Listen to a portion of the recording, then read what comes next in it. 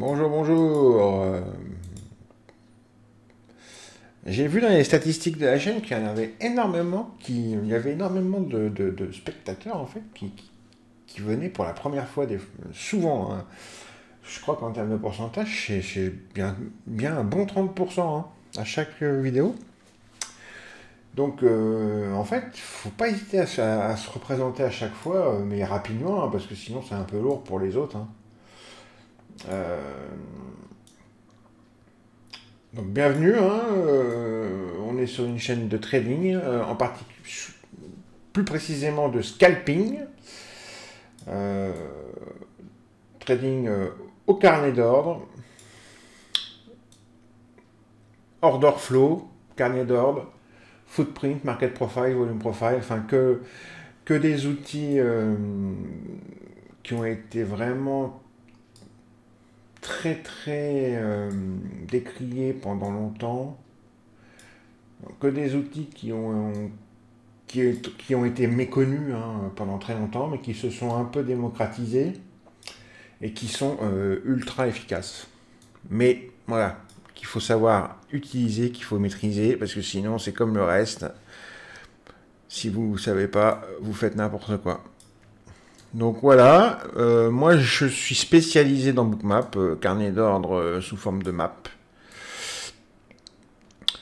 Euh, et je traite dans Bookmap. Voilà, et de temps en temps, très rarement, mais une fois par an ou une fois tous les 2 ans, je donne une formation là-dessus, en présentiel ou en ligne, ça dépend. La prochaine, ça sera en 2022, en avril, en présentiel, normalement, si tout se passe bien. En Suisse. Il y aura tout... Pour ceux qui sont intéressés, il y a toutes les informations sur la vidéo de présentation, le webinaire de présentation. En général, cette vidéo, je la mets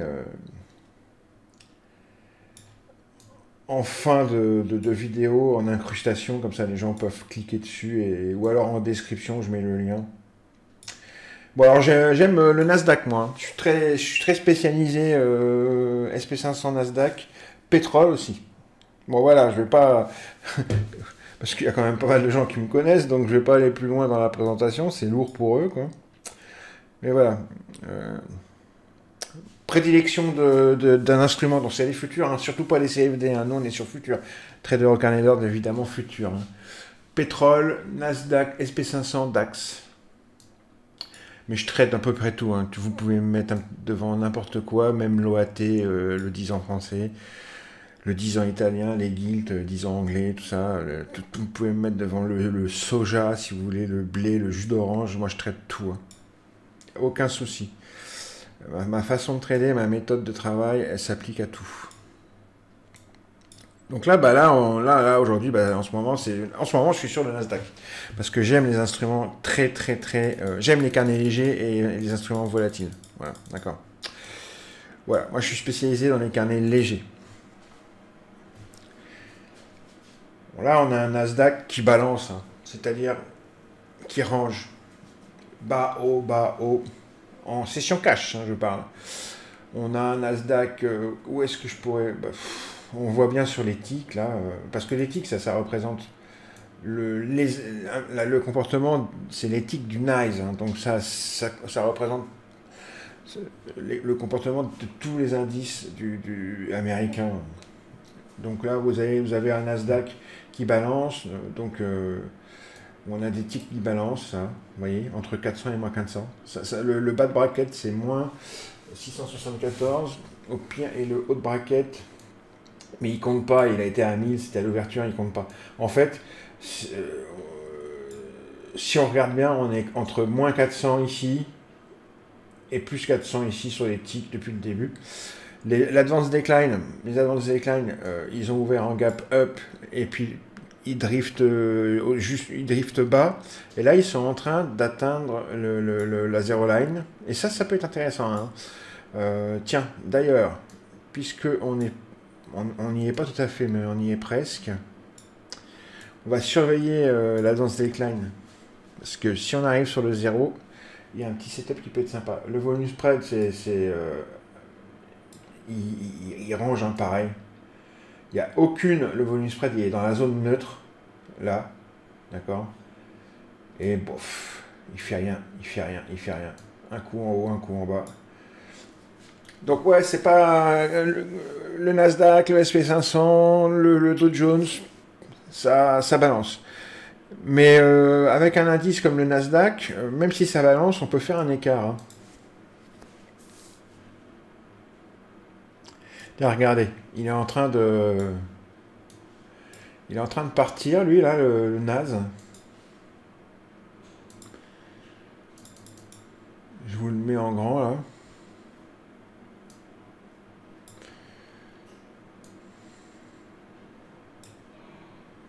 Vous voyez, on a eu une ouverture sur le POC Globex. Tac, je vais le mettre en développé, le market profile du Nasdaq, là. On a ouvert, on a été chercher le POC Globex et hop, on est remonté, on est redescendu, on est remonté, on est redescendu. Vous voyez, on est en train de faire un truc comme ça, quoi. Tac, tac, tac, tac, tac, tac. Là, on est en train de redescendre au niveau du POC session cash, ici. On est en train de redescendre sur le bas de bracket d'éthique. Je vous dis, ça peut être intéressant, hein, même sur le SP, d'essayer de... Attendez, je vais remettre Bookmap là. Bas de bracket d'éthique. Ah, là, ça y est, on touche le 0 sur les advanced decline. Alors, c'est pareil, hein, au niveau des setups, je vais vous montrer qu'on peut en avoir plein. Alors, attention, on touche la 0 line sur advanced decline. On touche le bas de bracket sur les ticks. Ensuite, le footprint, pour l'instant, il n'y a rien. Là, je regarde sur le SP500. On n'est pas loin de SD3, SD4 et de points pivot ici. Ça peut être bon pour un achat. Hein. Retour 0 line, advanced decline. Retour bas de bracket. Il faudrait qu'il descende encore un peu. Retour bas de bracket sur tick, sur les ticks. Ça peut être sympa. Il faut attendre un signal. Ah, on a une imbalance. On a une imbalance longue sur le SP. Là. Validé. Imbalance longue sur le SP validé. Je suis rentré. Je suis rentré à l'achat. Tac, tac, tac. Vous voyez, ça y est, on y est déjà. Je vais sortir. Sortie, 250 $. C'est très rapide. Juste sur retour. Et ça, je l'ai vu tout de suite. Alors après, il fait ce qu'il veut. J'en ai rien à branler. Hein. Je pense qu'ils vont retourner sur le point pivot et le SD3, SD4 et le POC ici. Là. Le POC d'hier ici. Je pense qu'ils vont aller jusque-là. Peut-être pas, mais en tous les cas, ils sont sur support en plus. Hein. On voit qu'il y a un support dans le carnet. Mais tout de suite, j'avais repéré. Je parlais du Nasdaq, mais le fait que les advanced decline retournent, c'est un setup. Hein. Ça, c'est un setup. Les advanced decline du SP500 retournent sur la zero line à la première touchette. S'il y a d'autres signaux à côté, retour zero line.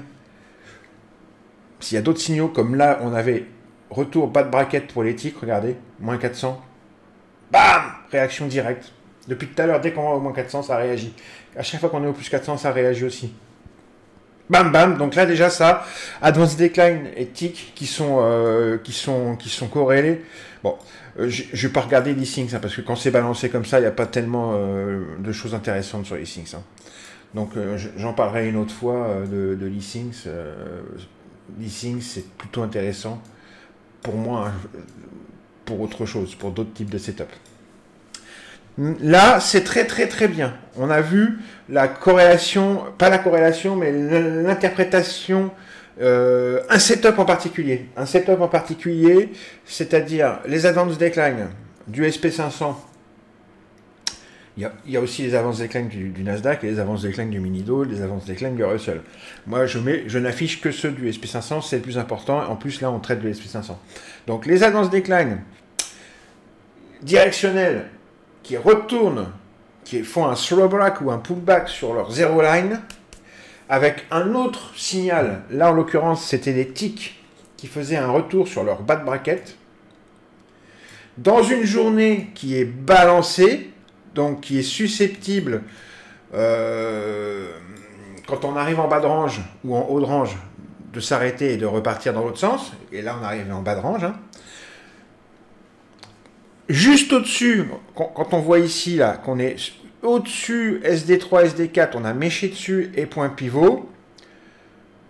En plus de ça, un balance acheteuse ici dans le footprint au même moment.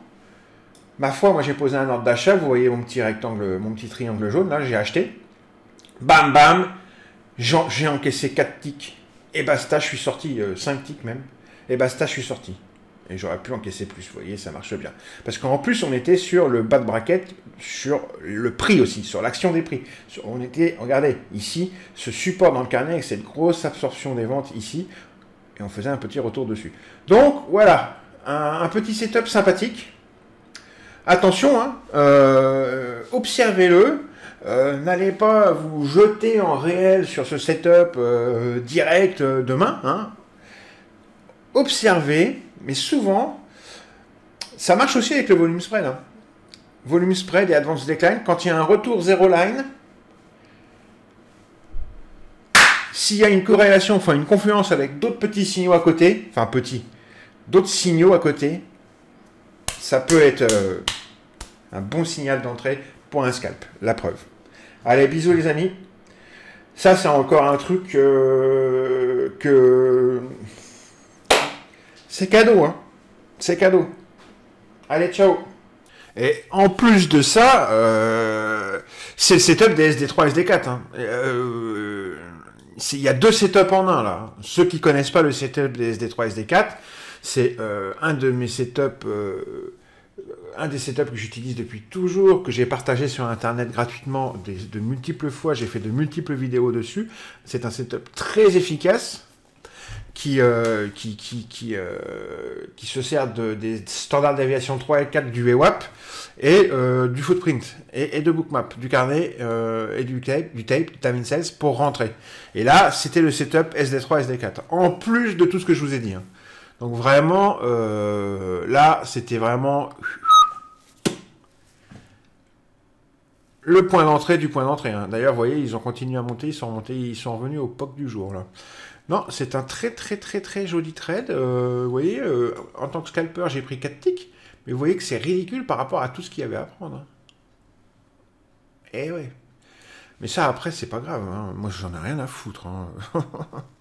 C'est pas ça qui m'intéresse. Moi, ce qui m'intéresse, c'est de faire un profit régulier, quotidiennement. Et on fait les comptes à la fin de l'année. Hein. C'est ça qui est intéressant. Allez, bisous.